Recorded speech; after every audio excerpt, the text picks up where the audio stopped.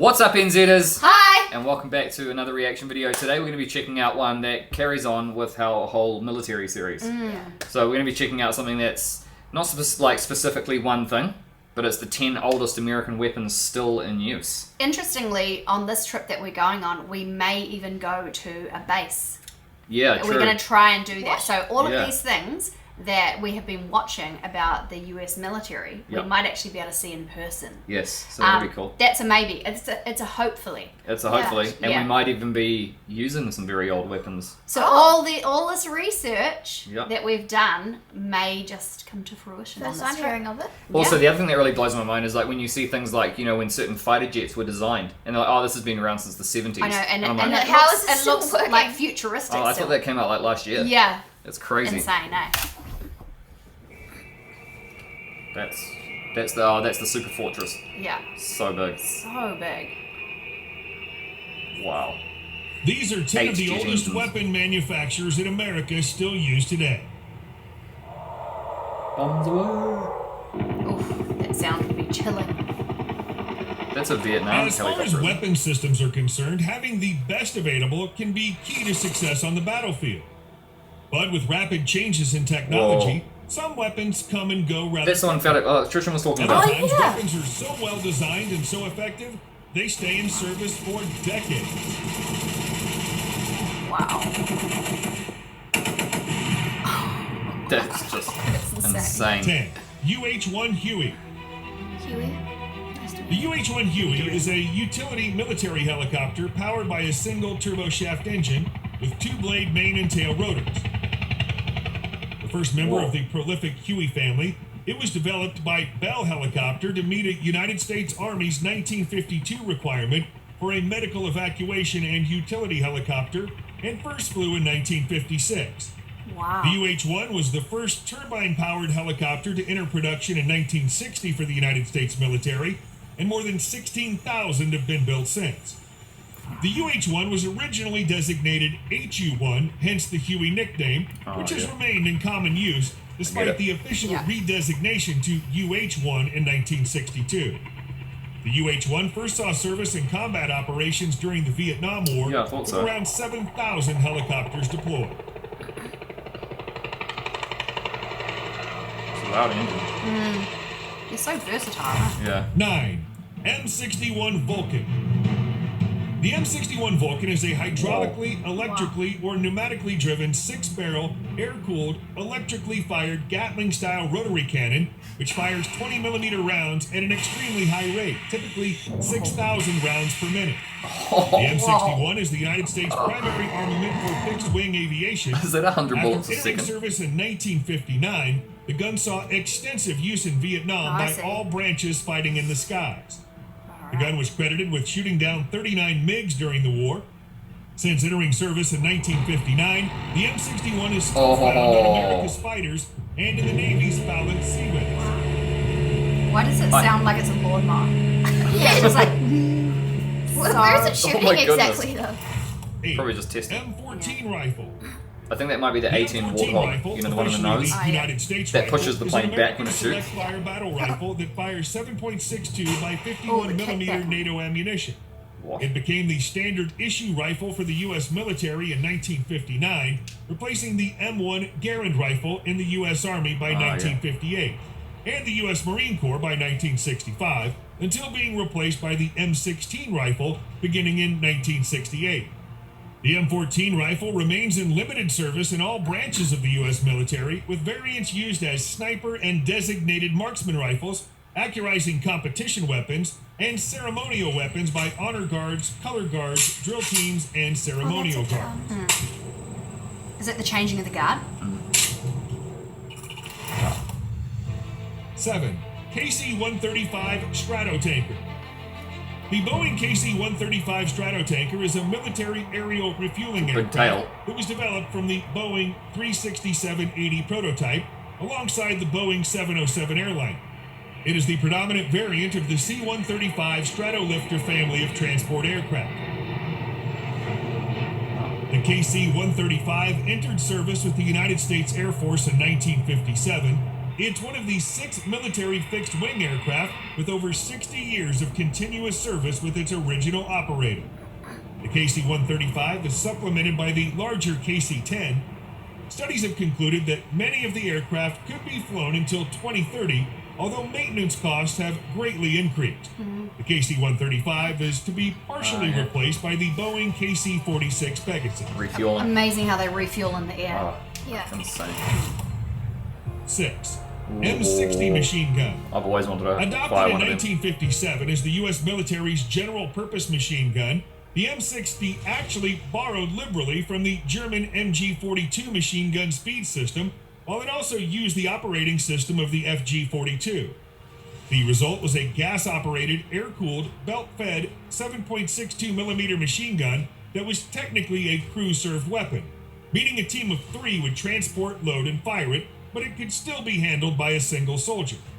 Meant to replace both the M1918 Browning automatic rifle and the M1919 A6 Browning machine gun, the M60 was introduced in 1957 and was perhaps the best Cold War era general purpose machine gun. Oh, 5.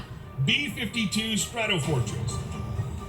The Boeing B-52 Stratofortress is an American long-range subsonic jet-powered strategic bomber.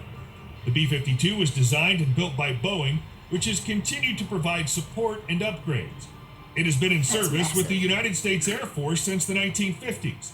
The bomber is capable of carrying up to 70,000 pounds of weapons and has a typical combat range of more than 8,800 miles without aerial refueling. For more than 66 years, B-52s have been the backbone of the strategic bomber force for the United States. The B-52 is capable of dropping or launching the widest array of weapons in the U.S. inventory. Updated with modern technology, the B-52 is capable of delivering the full complement of joint-developed weapons and will continue into the 21st century as an important element of our nation's defenses. Wow. The Air Force currently expects to operate B-52s through 2050 and be replaced by B-21 Raiders. Look at that. Looks like a spacecraft. yeah. The M2 machine gun. The M2 machine gun, or Browning 50 caliber machine gun, is a heavy machine gun designed toward the end of World War I by John Browning. The M2 uses the much larger and much more power 50 BMG cartridge, which was developed alongside and takes its name from the gun itself. That is massive. It has been referred to as Ma Deuce in reference to its M2 nomenclature. The Browning 50 caliber machine gun has been used extensively as a vehicle weapon and for aircraft armament by the United States from the 1930s to the present. It was heavily used during World War II, the Korean War, the Vietnam War, the Falklands War, the Soviet-Afghan War, the Gulf War, the Iraq War, and the war in Afghanistan in the 2000s and 2010s. Wow. It's the primary heavy machine gun of NATO countries and has been used by many other countries as well. It's a machine gun! Machine gun! I think this guy's German, and that was an American. Oh, okay. 3. The Browning M1919 machine gun. Testament So to many the machine designs guns. of John Browning, Machine gun, or machine that gun. in addition to the M1911 is the fact that he also developed the innovative water-cooled M1917 30 caliber heavy machine gun, It's so which long truly ago. improved upon the Maxima and Vickers designs that were used during the First World War. But he didn't stop there. He then improved his own design with the M1919 Browning, an air-cooled medium machine gun. The belt-fed, recoil-operated weapon had a reasonable rate of fire ranging from 400 to 600 rounds per minute and an effective range of 1,400 meters.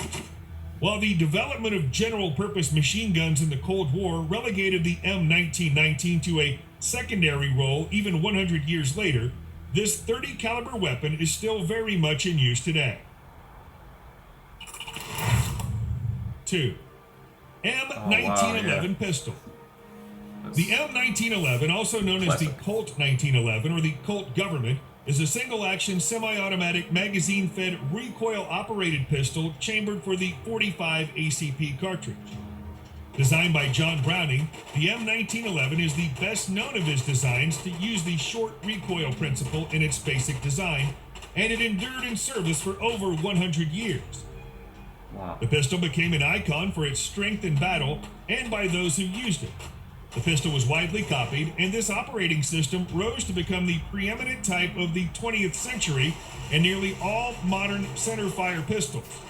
Modernized derivative variants of the M1911 are still in use by some units of the U.S. Army Special Forces, U.S. Marine Corps, and the U.S. Navy. Wow. What are they doing that for?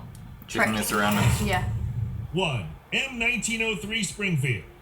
The M1903 Springfield is an American 5-round So old. magazine-fed Yeah, it does. bolt-action surface-repeating rifle used primarily during the first half of the 20th century. The M1903 was one of the first rifles to use the famous 30-06 round and was the standard American infantry rifle during World War I. Due to its balance, the M1903 is still popular with various military and drill teams and color guards, most notably the U.S. Army drill team. Are they knives on the top? Bayonets. Wow.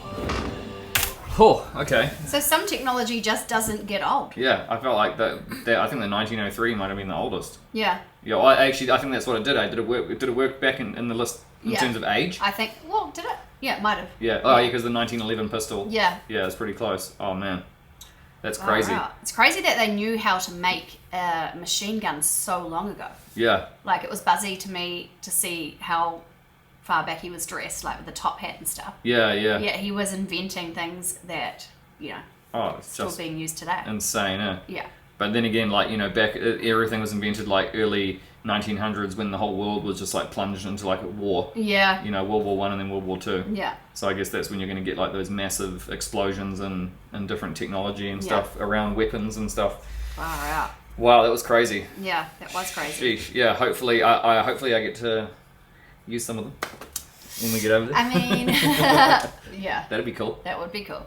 We might have a few things lined up where we're going to have the chance to fire a few different things Yes. here and there. Yes. And the thing that I love about America is that even it's a safe and controlled environment, but even the kids will be able to get involved too. Yeah. So stay tuned, guys, because there's some exciting things that we're going to try for the first time. Yes, definitely. And it's all very standard, ordinary stuff for you guys, but it's all very new and different for us. Yeah, So, yeah, absolutely. And also make sure you smash the like button if you like this one, guys, and also let us know down in the comments if there's some other military stuff that we need to check out. Yeah. And we love you guys, and we'll see you in the next one. Bye. Bye.